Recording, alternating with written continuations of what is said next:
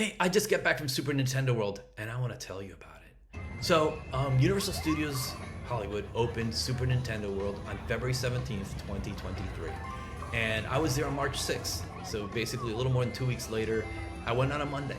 And again, I picked that Monday because I wanted to go with my son at a time where the crowds would be lightest, and that is a Monday. It was still school season. It was when spring break was happening later.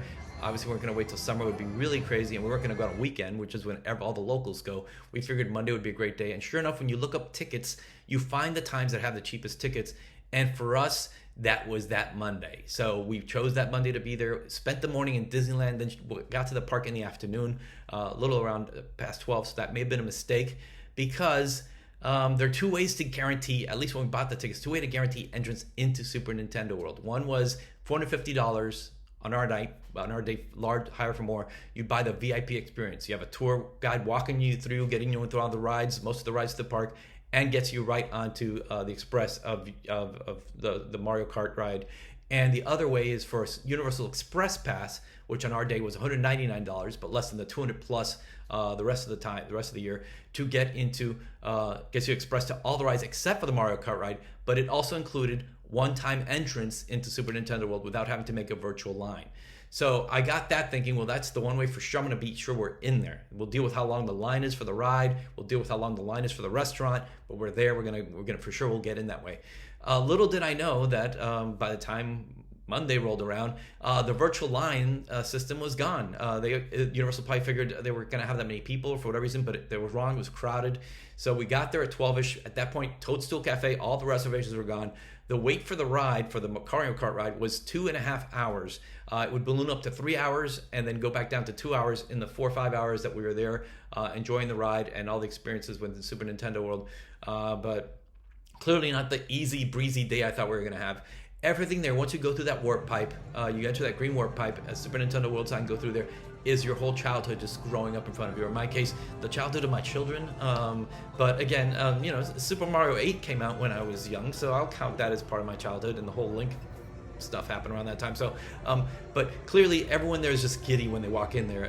Their inner child comes out. Even a child has an inner child, and that inner child comes out. You see everything around. You've seen all the photos. You've seen all the video footage. Of course, unlike the video footage where you see what was like the press days and the bloggers and the media openings and the soft openings, the past holder previews, it wasn't this lightly crowded. You can just spread around and you have like double arms distance and there's no one around you. It was wall to wall people, and it was manageable. Everyone there in that park did a great job of keeping the huge crowd entertained and moving. The lines, you have four magic keys that you can collect if you have one of these guys. So this is a power band, which is basically power band is Japanese for Nintendo and Universal are going to find a way to get $40 from you for a cheap bracelet that's just, it's not battery operated or anything. It's just like an RFID reader here, which interacts with sensors during the rides and during the attractions and the rides, so you can do things. So yeah, I say this is cheap because not cheap for $40, that's a lot of money, but it's cheap and the quality is built. This is like one of those slap bracelets, so it's very stiff. You hear that? It snaps. So you try to put it on your wrist, and yeah, it snaps, and then you can sort of just, work this, and you think, well, yeah, that's sort of snug. That works. The problem here, of course, is that it doesn't always stay this way. And over the course of stuff, I saw a lot of people with this. They'd have this, and again, one per family is fine. I didn't buy this as my son's bracelet, but it is one size fits all. That this would happen a lot to people that I saw walking around. That would just become like almost like golden arches, where the two sides would sort of just compete for each other. And you'd have either like a heart or basically like a big M or two mountains.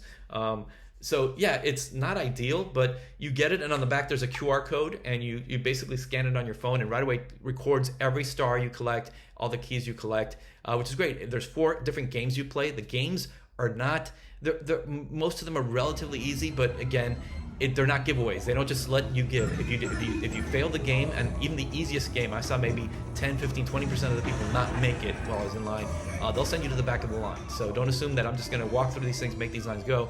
And those lines did move fairly quickly. It was usually like 10, 15 minutes for those games. One game was actually like just you walked right on. There was no one on it. But for the most part, even within the crowds, that's there. So the ride itself, very cool. And again, I went in with the ride and I did not see any video at all about the ride, because to me, I went in thinking I don't want to spoil myself with the ride. I'd rather just experience it. I want to know enough experience to plan the trip, but not enough to ruin it that way. And when I got there, when we got there rather, the ride itself. So the ride, you go through the line, there's a big Bowser statue, you eventually go through queues, areas, like themed, not richly themed, but themed enough that it'll be entertaining for you. Maybe not 3-hour wait time entertaining, but entertaining somewhat, at least the first time. You get to the pre-show. There's 2 pre-shows, and the one pre-show is just basically showing like the teams and everything, and then the other pre-show is where you get your little, you get your helmet, your visor helmet, and you also get they explain how to shoot, so basically you have a steering wheel, you have 2 fire buttons up here, and you're driving. So even though all cars, you and the person riding next to you, and there's a bunch of cars, they're all stapled together. You're all going through a set track. But once you put on the virtual headset, which is just like the same virtual headset, once you slap on, it's in the car. The car has the virtual glass. Once that happens, it's augmented reality kicks in, and that's where you see all the other racers happening and all the characters you're trying to hit with your Koopa shells. So you're collecting these purple shells along the way, and you just basically toss them by looking. And it sounds unconventional at first, but sure enough, it does work. You basically just look, hit the right or left button, and the thing will go in that way. So very effective and somewhat well targeted, surprisingly, for games. I had been on Web Slinger at Disneyland the day before, and I'd been on Ninjago and Legoland with basically the same, like a premise where it's a virtual game with augmented reality, and you're sort of just like firing either like through, you're doing Spider-Man web things, or you're actually doing like shooting stars at Ninjago and Legoland. And those games, it's just they're very weak. They feel like it's not. It's not exciting. This was exciting. This was different. This was definitely not just a small step. It was a large step in that technology for augmented reality and rides. I hope it continues to evolve. I can't wait. But yeah, to me, it was a very fun ride. But again, what I wish I would have done, and it's available now, so I'm telling you now, is they are now selling like a $20, $25 ticket to go to the park an hour early, and only for Super Nintendo World. But by getting there an hour early, first of all, the lines will be shorter for everything, including the ride, including you'll be able to get a restaurant reservation for Toadstool Cafe for later in the day, which is essential. Even on a slow Monday, it's sold out. Like by 1, 2 o'clock, all the reservations were gone from that till the 8 o'clock close. And you do get to do the character. So the lines, the character greetings. There's Peach on one side, Mario and Luigi were on the other, and they're not there all the time. It's not like Disney where they replace a Mickey with a Mickey right away, and it's just like a perpetual, like a Mickey's all the way down. They actually have Peach up there for maybe half the time. She goes away.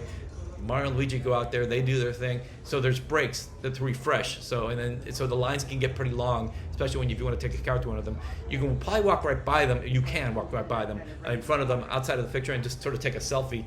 But that's about all you're really limited to if you're not there doing that. So I think I covered all the basics. I don't want to make this video too long, but more importantly, I want you to know that this thing within a year will be different. The technology is just a reader. It's just a dumb reader. It doesn't. The sensors are reacting sensors. But this whole slap thing that catches on initially, but then you got to get the other slap and all stuff. I saw online after seeing that there's a problem. Someone had it's just putting like a rubber band or some kind of clip or something on this. I'm sure people going off and are doing their own solution, but this shouldn't be the case. This should be just like a regular band with little knobs to get in and stuff like that. Just like the Magic Band at Disney, or like any fitness tracker, any iFitbit, any Apple Watch.